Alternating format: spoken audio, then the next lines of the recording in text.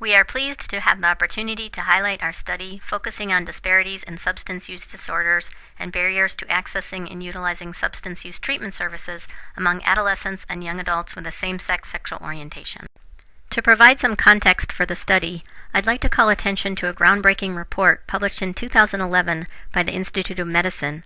This report, commissioned by NIH, evaluated the current knowledge of the health status of lesbian, gay, bisexual, and transgender populations, identified research gaps and opportunities for studying LGBT health, and outlined a research agenda to help NIH focus its research in this area.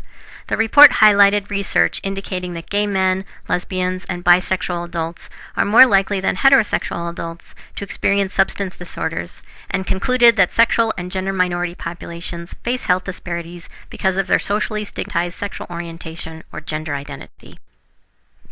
The overarching goal of our study is to increase understanding of risk for substance disorders and experiences accessing and utilizing services for a substance use problem in young people who identify as a sexual minority.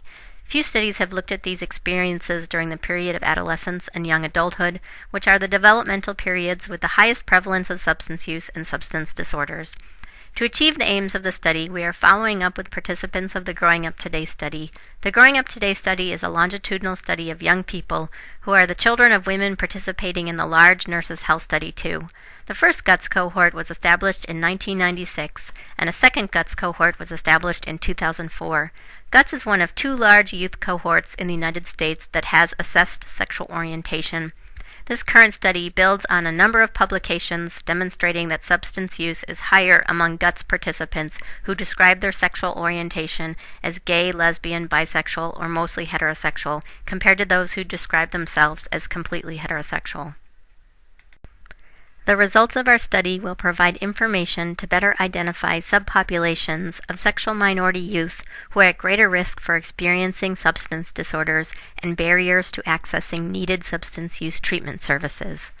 Our study will provide valuable information on how sexual orientation plays a role in the problematic substance use experiences of gay, lesbian, and bisexual youth. Ultimately, it is our hope that findings from this study will help to improve public health and clinical efforts to reduce the burden of substance disorders in sexual minority adolescents and young adults.